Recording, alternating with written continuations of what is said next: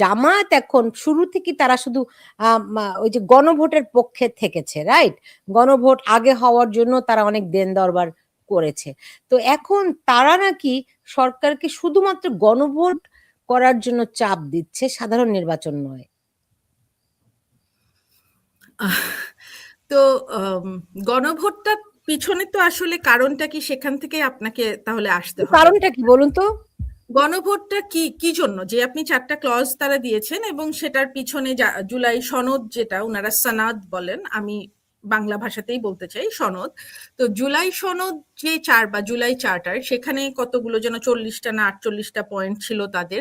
এই সমস্ত পয়েন্টগুলো এবং এই যে স্বঘোষিত সংস্কার বা যেটা যেটা এই সিভিল সোসাইটি মিলে বা তথাকথিত কিছু রাজনৈতিক দল মিলে তারা করেছেন, আমি বলতে পারি না যে ওই রাজনৈতিক দলগুলোর আসলে জনসমর্থন কত পার্সেন্ট। তো ইনারা মিলে যখন এই জুলাই চার্টারটা করেছেন, এবং জুলাই চার্টারটা কিসের ভিত্তিতে হয়েছে? জুলাই চার্টার হয়েছে জুলাই আন্দোলন বলে যে ব্যাপারটা বাংলাদেশে ঘটানো হয়েছে, যেটাকে কালার রেভলিউশনে বলতে পারি, ষড়যন্ত্র বলা যায়, বা মেটিকুলাস ডিজাইনে বলা, মানে আন্দোলন বলা যাচ্ছে না, বা গণ অভ্যুত্থান তো আসলে মেটিকুলাস ডিজাইন করে হয় না, এটা একটা স্বতঃস্ফূর্ত ভাবে তৈরি হয়। তো যখন ডক্টর ইউনূস সেই ক্লিন্টনের গ্লোবাল ফাউন্ডেশনের ওই অনুষ্ঠানে বললেন যে এটা মেটিকুলাস ডিজাইন করে করা, এবং আজকে আরেকটা ভিডিও দেখছিলাম যেখানে উনি বলেছিলেন যে এই পুরো ব্যাপারটা একেবারে থরে থরে সাজানো হিসাবে করা হয়েছে, এবং যারা করেছে তারা রাজনৈতিক দল গঠন করেছে, তারা ইলেকশনে যাবে এবং সেখান থেকে যদি তারা নির্বাচিত হয় তাদের ভিতর থেকে মন্ত্রীও হবে। তো এই পুরো ব্যাপারটা যখন এতটাই সাজানো, তো সেটাকে শুধু শুধু গণ অভ্যুত্থান বা জনতার আপরাইজিং এগুলো বলে তো এই জুলাই, তারপরে আবার এখানে দায় মুক্তি দেওয়া হয়েছে। নিজেরাই বলেছে তারা মানুষ খুন করেছে, তারা পুলিশ খুন করেছে, তারপরে পুলিশ জ্বালিয়ে দিয়েছে, ইভেন থানাতে গিয়ে কেউ কেউ হুমকি দিয়ে বলেছে যে আমরা থানা পর্যন্ত জ্বালিয়ে দিয়েছি, সুতরাং আপনারা সাবধান। এবং মানে সেখানে এইরকম একটা তৈরি করা একটা মুভমেন্টকে আপনি বৈধতা দেওয়ার জন্য একটা জুলাই সনদ নামে একটা জিনিস তৈরি করলেন। সাথে আপনি যদি আবার সেই আনিস আহমেদকে দেয়া ডক্টর ইউনূসের সেই সাক্ষাৎকার, যে আমরা রিসেট ছাত্ররা বা যারাই রিসেট বাটন প্রেস করেছে অতীত নিশ্চিতভাবেই মুছে গেছে, তো সেখানে আপনি 71কে, এবং প্রশ্নটা ছিল 32 নম্বর বাড়ি জ্বালিয়ে দেওয়া প্রসঙ্গে। তো 32 নম্বরের সাথে যে আমাদের 71-এর হিস্ট্রি বা সম্পৃক্ততা, সেটা আপনি মুছে ফেলছেন 24 দিয়ে, তারপরে আবার সেই সাজানো একটা আন্দোলন বা হোয়াট এভার দ্যাট ওয়াজ। তো এগুলোকে আবার আপনি বৈধতা দেওয়ার জন্য সেটাকে 4টা কম্পোনেন্ট অ্যাড করেছেন গণভোটে, এবং 4টার আলাদা করারও কোনো সুযোগ নেই, আপনাকে একটা হ্যাঁ বা না ভোট দিতে হবে। তো এটা তো আসলে, সুতরাং গণভোটটা কি? ওই যে মেটিকুলাস ডিজাইনের যে একটা ষড়যন্ত্র বা যেটাই, কারণ মেটিকুলাস ডিজাইন আসলে ষড়যন্ত্রেরই হয়, তো সেটাকে আপনি বলতে চাচ্ছেন ওইটাকে জাস্টিফাই করার জন্য গণভোট। গণভোট। জি, আপনি একটা জিনিস খেয়াল করেছেন কিনা যে আমি এমনটি আগে কখনো দেখিনি যে এইবার এই নির্বাচনকে ঘিরে সেনাবাহিনীও কিন্তু খুব প্রচারণায় নেমেছে। তারা মানুষকে আহ্বান জানাচ্ছে আপনারা ভোট দিতে যান, মানে নানান দিক। আমি জীবনেও দেখি নাই যে সেনাবাহিনী ভোটের জন্য ক্যাম্পেইন করেছে। Did you? আমি তো কখনো দেখিনি।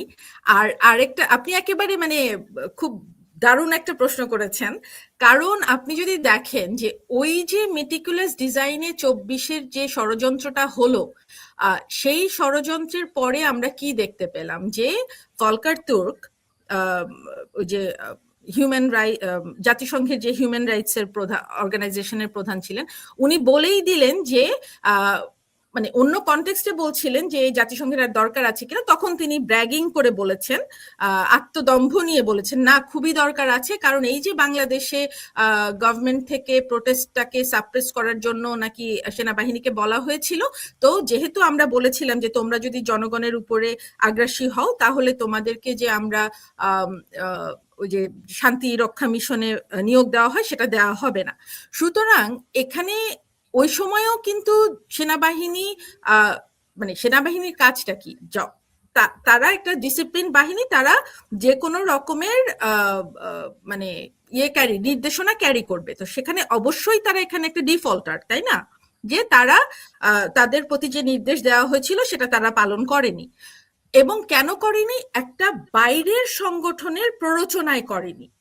তাদেরকে একটা গিভ অ্যান্ড টেকের রিলেশন, যে তোমরা যদি এটা করো তোমরা কিন্তু এই বেনিফিট থেকে বাদ যাবে। সুতরাং সেনাবাহিনীর তো এখানে একটা বিশাল মানে কি বলবো, যদি এই জুলাই সনদ বা যেটাই তারা বৈধতা না দেয়, তাহলে কিন্তু সেনাবাহিনীর অনেকেই এখানে ভালো মতোই ফেঁসে যাওয়ার আশঙ্কা আছে। সুতরাং যেটা বলছিলাম যে ওই জুলাই 2024-এর জুলাইকে বৈধতা দেওয়ার জন্যই এই গণভোটের এই গুলোকে যুক্ত করা হয়েছে, এবং সেটার একটা বিশাল স্টেক হোল্ডার বা মানে বেনিফিশিয়ারি কিন্তু সেনাবাহিনীও। তো এগুলোকে কোনোটাই আপনি, সেনাবাহিনী কিভাবে বেনিফিশিয়ারি? ওই যে তাদের দায় মুক্তি।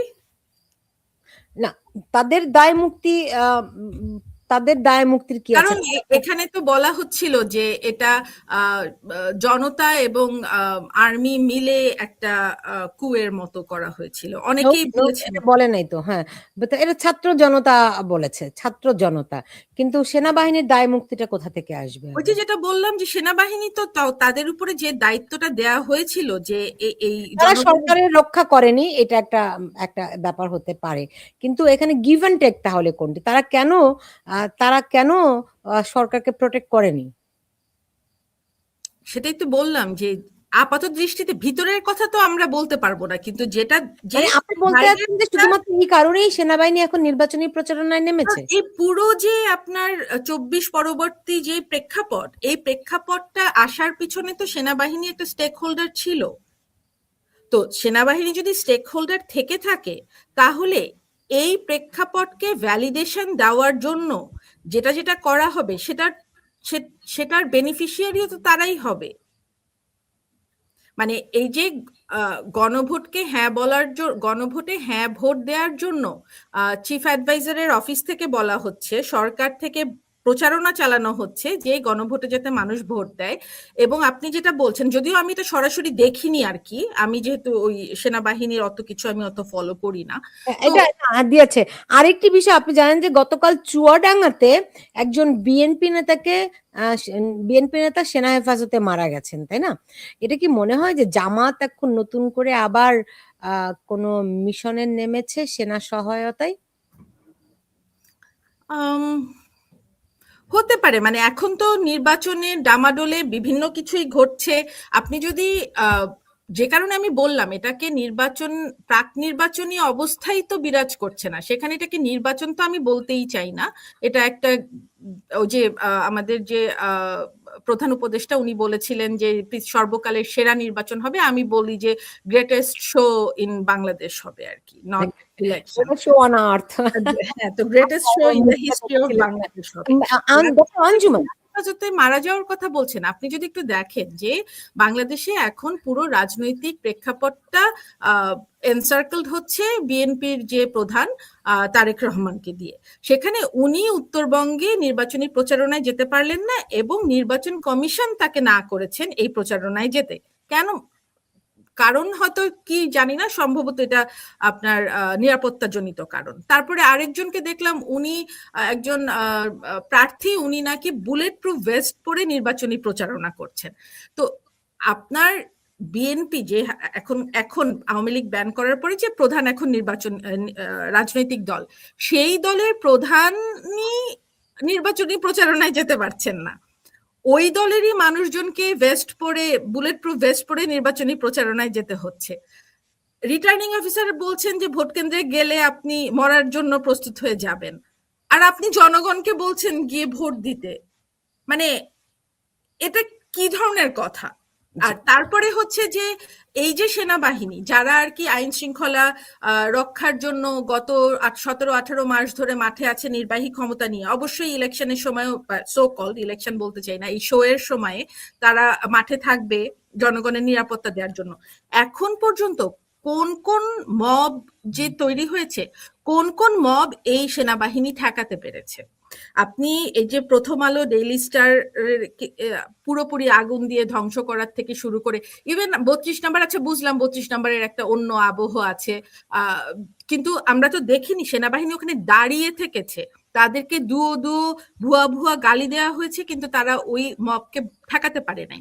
তো এখন পর্যন্ত আমরা তো ইভেন আপনি গোপালগঞ্জে যদি দেখেন, গোপালগঞ্জে যখন ঘোষণা দিয়ে তারা গেল এবং টুঙ্গিপাড়াতে ওই বঙ্গবন্ধুর যে কবর, যে আর কি মেমোরিয়াল বা টুম, ওটাকে তারা গুড়িয়ে দিবে বলে গেল, সেনাবাহিনী কি ঠেকিয়েছে? সেনাবাহিনী তো ঠেকেনি, বরং জনগণের উপরে তারা আক্রমণ করেছে। জি। সুতরাং সেনাবাহিনী বা মানে কারা মাঠে থেকে, আমি তো দেখি না আর কি যে ইনারা কোন ভাবে এই শো এর সহিংসতা দমাতে পারবেন। জি, জি। আপনি মানে সেটি তো একটা আইন শৃঙ্খলার দিক আছেই। এখন বাংলাদেশ থেকে খুব অভিযোগ পাচ্ছি যে ভোটারদেরকে নির্বাচনের দিন কেন্দ্রে যাওয়ার জন্য চাপ প্রয়োগ করা হচ্ছে, বিশেষ করে হিন্দু ভোটারদেরকে। জি। আপনি কি এমনটি শুনেছেন? মানে এটি করে কি ফায়দা হবে তাদের? মানুষকে কি ভোট কেন্দ্রে নিতে পারবে? হিন্দু জনগোষ্ঠী তো খুবই আতঙ্কের মধ্যে রয়েছে, যে পরিমাণ চাপ তাদের উপর প্রয়োগ করা হচ্ছে। আহ, আহ, খুব গুরুত্বপূর্ণ একটা প্রশ্ন করেছেন। বাংলাদেশের রাজনীতিতে এই হিন্দু ভোটাররা, আমি হিন্দু বলতে চাই না, সনাতন ধর্মী যে ভোটাররা বা মাইনরিটি, সেই হিসাবে ধর্মীয় দিক থেকে মাইনরিটি বিশ্বাসের যে মানুষরা, তাদেরকে আসলে নানান সময় নানান চাপের মধ্যে থাকতে হয় এবং তাদেরকে নানানভাবে ট্যাগ দেওয়া হয়। তো এখন এই নির্বাচন এবং তাদের উপরে চাপ প্রয়োগ করাটা অনেক সোজা, কারণ তারা অলরেডি ভালনারেবল। তো যেহেতু তাদের উপরে চাপ প্রয়োগ করা সোজা, সুতরাং তাদেরকে ভোট কেন্দ্রে চাপ দিয়ে নিয়ে যাওয়ার একটা তো চেষ্টা চলছে। কিন্তু কেন চলছে? হুম, যেটা বলছিলাম যে আহ এই এই যে গণভোট, হ্যাঁ না ভোট, এটার আউটকাম কি হবে এটা আমরা সবাই জানি। এখানে মানুষ যেইটাতেই টিক চিহ্ন দিক না কেন, রেজাল্ট একই হবে, আহ, জানাই থাকবে আর কি। যেহেতু গভর্নমেন্ট তার পজিশন, এখনকার যে এই অবৈধ গভর্নমেন্ট তার পজিশন অলরেডি জানিয়ে দিয়েছে যে উনারা কোন দিকটাকে সাপোর্ট করছেন। তো আউটকাম উই অল নো। আচ্ছা, আর তারপরে জাতীয় সংসদ নির্বাচন যেহেতু এটার সাথে আছে, ব্যালটে ওই জাতীয় সংসদ নির্বাচনের ব্যাপারটাও থাকবে। তো এখানে একটা বড় জনসমর্থন আলা দল, সেই দল থাকছে না। সুতরাং এবং যেহেতু থাকছে না, সেহেতু সেই নির্বাচন ওই আসন ভিত্তিক বা যেটাই হোক, আউটকামও আমরা জানি।